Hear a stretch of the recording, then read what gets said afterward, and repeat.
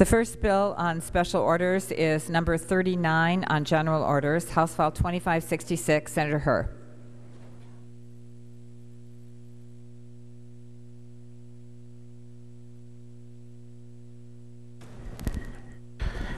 Thank you, Madam President. The St. Paul Port Authority was established in 1932 by the Minnesota legislature to manage commodity transportation on the Mississippi River. A couple decades later, the Port Authority was authorized to engage in economic development inland. The Port Authority is managed by a Board of Commissioners appointed by the Mayor of St. Paul to serve on 6-year terms. This bill, House File 2566, is straightforward. It merely asks for our approval from the legislature to allow the St. Paul Port Authority to use telephone or other electronic equipment for telephone or video conferencing so that the board member who is away on a business trip can participate in their regular meeting. Fellow Senator, our communication technology and our society has progressed so much since 1932.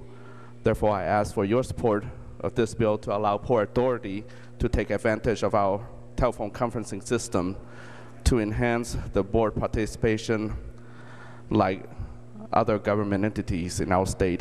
So I ask for your green light and open for any question. Thank you. Is there any discussion on House File 2566? Seeing none, the Secretary will, oh, there is. Sorry, Senator Westrom. Madam President, just a quick question for Senator Herr. Senator Herr will yield. Senator Westrom. Madam President, Senator Herr, could they have the whole meeting on conference or just for 1 or 2 members that are gone at the time? If you could answer that question. Senator Herr. Senator Westrom and Madam Chair, President, they do have a whole meeting, but on an occasional basis, some member do travel out of state, and attendance is very important. So by having this phone conferencing activated, will allow all members to be present. Senator Westrom. Madam President, just to that point, and I think this makes sense as we have a traveling society. I think the balance always becomes that we don't just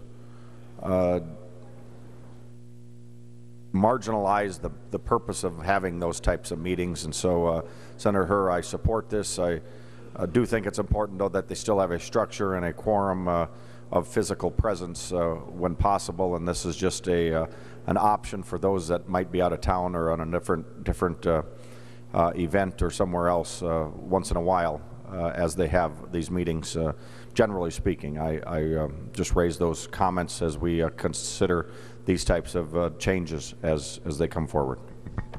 Is there further discussion on House File 2566? Senator Nenow.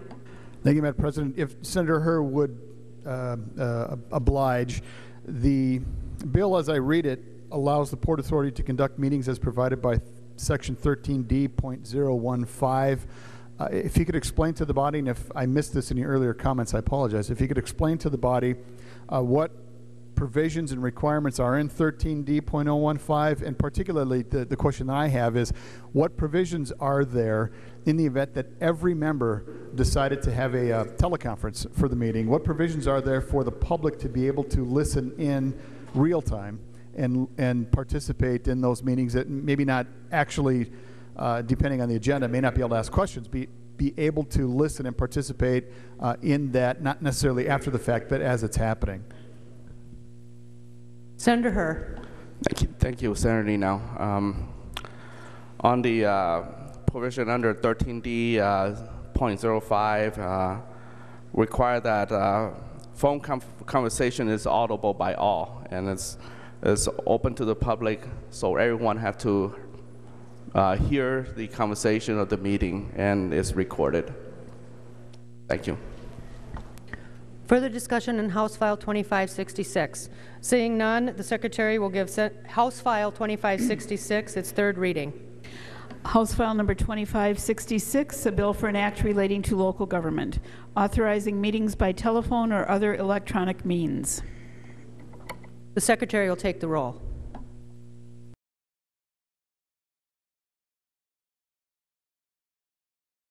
All senators having voted, the Secretary will close the roll. There being 56 ayes and 0 nays, the bill is passed and its title agreed to.